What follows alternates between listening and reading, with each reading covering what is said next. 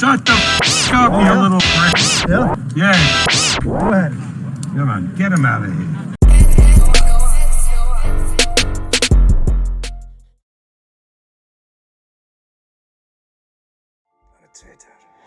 I see myself as a trader. You do? With my occupation, and trader is almost the same. The same thing goes on in the business of boxing. Lies, backstabbing, manipulation. Interesting.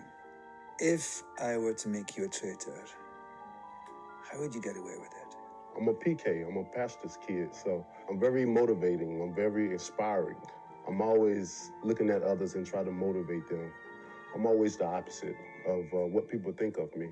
I always say, to know me is to love me. And when people get to know me, they fall in love with me instantly. So in this game, I think I will go very undetected. Would you backstab your best friend to get the money? I don't think there's nothing I wouldn't do in this game. Everything goes for me here. It is called the traitors, after all. You could smile and be a villain. Almost definitely.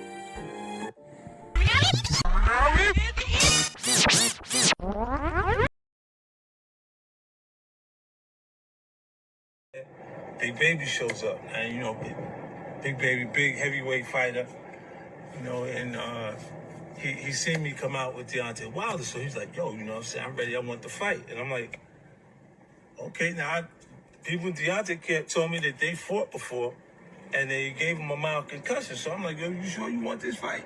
And he's like, what? He's like, yeah, I sparred with him mad times before, Keith said, I'm gonna knock him out. I'm like, okay, so now when he told me he's gonna knock him out, I'm like, so what's really going on? I'm like, somebody lying to me, man. Deontay ended up telling me that the boy had a mild concussion, he put some pain in on that boy, right? Then I run into him and he tell me he ready for the fight. He said he did spar with him one time after coming back from running, and he was dehydrated and everything, and he went, oh, and then he said the pretty Asian girl that Deontay be with, I'm like, his girl? He said, yeah, his girl. He said, I bust her first. I was fucking her first, and maybe that's why he is acting like he acting. And I'm like, what?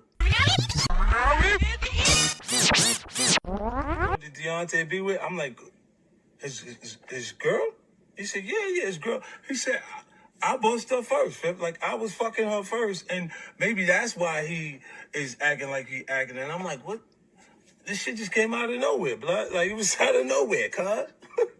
For real, this shit just came out of nowhere. And then I'm like, what the fuck? He go, nah, I was fucking her first. Maybe he got it and thought that was something special because, he's a country nigga. We from New York, so shit is different, Phil. And I'm like, yeah, I think I understand what you're saying.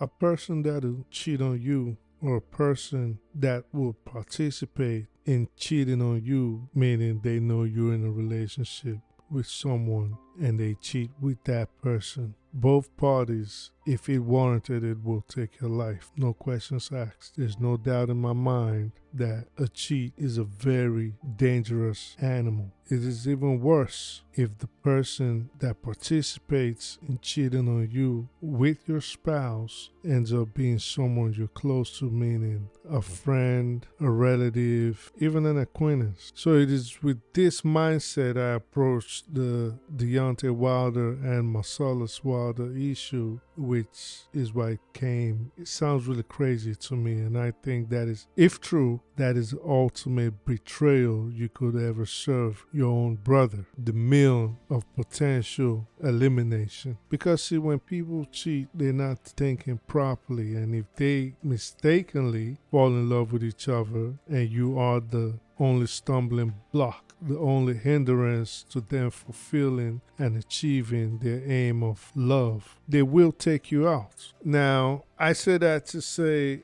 if Deontay Wilder really and truly betrayed his brother in that way, he is the biggest snake I have ever seen crawl the face of the earth. While I still have my doubts if that story is true, the accusations, I make there to say that if someone, especially your brother, cheated on you, played a part in destroying your home, your relationship, that is an unforgivable sin. Now, I still have my doubts if that story is true. Why do I have my doubts? Well, in every post that his brother made, this is MARCELLOS I'm talking about now. For some reason, he plugged a song. He plugged a link to a song. I do not know who does that. Now, that actually is making me hope this story is true, because if it is false, I hope whatever song he's trying to promote fails miserably like his boxing career.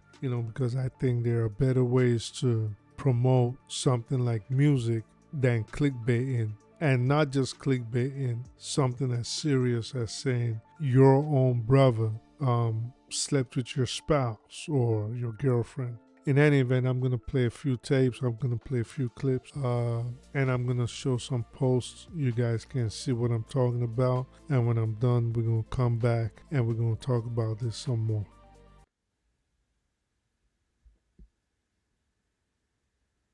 You doing this? Fuck your career, my Talking nigga. I to care your about mama, you. bro. Fuck your career. I care about you, bro. Fuck everything. That bitch set me up, bro. You set me up. You doing this? You ain't nothing you going through has been worse than what I've had to do and go through. You don't want this shit, and you done proved it to me. So with that being said, I'm done with you and your career. Don't ask me nothing about no boxing or none of that shit. And like you said, you'll get it on your own. So good luck with that. You ain't nothing you going. Just stop. Get out my way and let me go. You ain't gonna get out my way and let me go? Because I don't want you to say I hit you, I did anything. Because you would do that. No, I won't. Let me go back, Chelsea. Chelsea, let me go. Hey. What you mean, why? Because you cheated on me. You cheated on me. You had sex with me Monday, and now you go Tuesday and have sex with another guy. Chelsea, let me go. Please stop. Let me go home. Chelsea, stop. Chelsea, stop. By the way, you ain't gonna have nobody, and you gonna, boy, I ain't wishing bad up on you, but I'm experienced. You understand me? I can see shit happen before it happens because of the experience. And if you hit rock bottom, that's gonna be it, bro. It's gonna be hard for you. I'm gonna let you know that right now. This ain't nothing. This experience of seeing certain shit. But you can take my word for nothing. But that's it. I'm gonna keep my $60,000. I want you to go out and try to find a job. See, can you get $60,000? See, can you find a job to equal yours right now? It's gonna be tough. But you choose your own fate, my nigga. We all do when we got to. It's too stressful for me. I can keep my 60. So this gonna be my last. I promise you can hold this. You can hold this recording right here.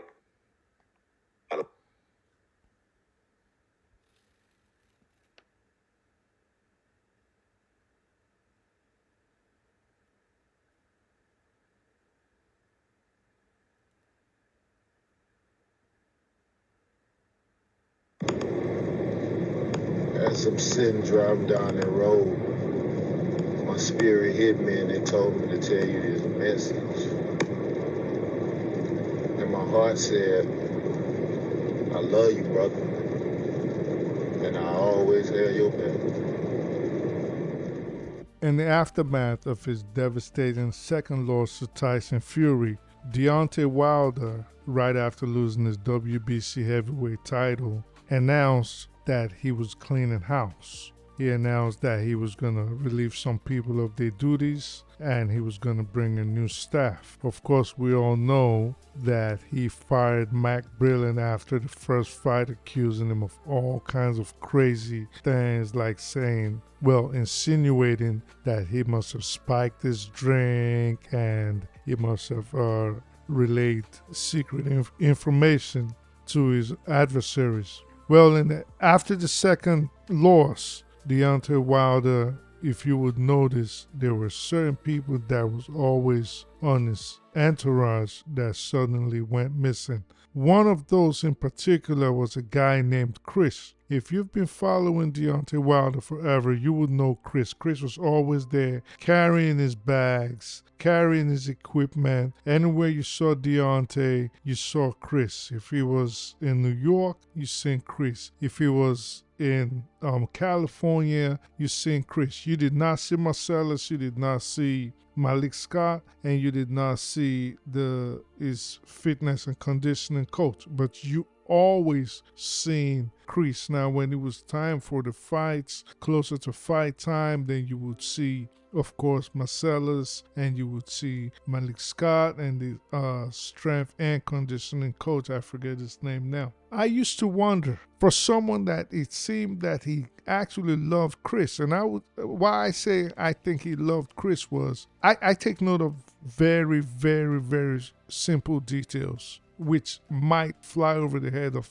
other people. Go back to Deontay Wilder's old clips and when Chris was still in his employ. If Deontay Wilder wore a pair of glasses, for example, there was these Gucci glasses that he always wore. Also had these Versace glasses he would wear for a long time. He had this Breitling watch that he wore for almost a year. I style Breitling watch. If you see anytime Deontay Wilder was gonna get rid of most of his luxury stuff, if he was gonna buy something new, then you would see Chris start wearing it. You only do that to someone you consider your little brother, someone you love as your brother. This is what you do. This is what big brothers do. I got something expensive. When I'm going to upgrade, I get more money. I want to upgrade to a newer watch. Hey, here, hold the Daytona. I'm about to get me a Prezi, or I got this new whip. Hey, you hold this. I'm about to get me a Wraith, Here, hold the Jaguar. Whatever. This is how Deontay Wilder, I perceived his relationship to be with Chris. Then to see Chris suddenly disappear and Deontay Wilder throwing accusations led me to say it is either Deontay Wilder does not have a good sense of discernment. He does not have a good way of figuring out who is on his side and who is not. Or Chris probably did something to Deontay and he's the one Deontay was referring to when he referred to snakes in his camp. Or Deontay Wilder is just a bad individual, a snake. Now, this accusation by his brother, whom for all intents and purposes, his presence also reduced after the Wilder Fury loss. But I used to think to myself, like, okay, maybe maybe Marcellus works in the background now, which is where I would say, if you were to remove people from your employ, maybe remove someone like JD's, because JD's really had no business in the ring with him at any time. So I used to think, okay, that was how he reshuffled his people. But then you found out JD's was still around. Of course, for someone that would call Anthony Joshua a slave with a lot of slave masters, which we never seen more than anybody aside from Eddie Hearn, with Anthony Joshua, unlike Wilder, where you had Shelly Finkel. You knew Shelly Finkel was taking a cut. You knew Al Heyman was taking a cut. Well, at least that's her brother. You knew JD's was taking a cut. And at some point, you knew Lou DiBella was taking a cut out of Wilder's fees. Whatever fees he was acquiring from the promoters. So to see that he got rid of people, well, of course, yeah, I am not in his camp, but to see that he got rid of people that you would ordinarily assume would be loyal to him called into question Deontay Wilder's sense of discernment, at least to me, looking from the outside in. So now I think a lot of things are making sense. If he's truly sleeping with his brother's girlfriend and destroying his brother's relationships, I can see now why he was so paranoid and feeling that people were disloyal to him. Because usually the most paranoid people are the most deceptive, most devious people. They would accuse you of what they will do to you in an instant. Let me leave it at that. This is a weird family dynamic thing going on. In any event, hit the like button, subscribe, and do not forget to hit the notification bell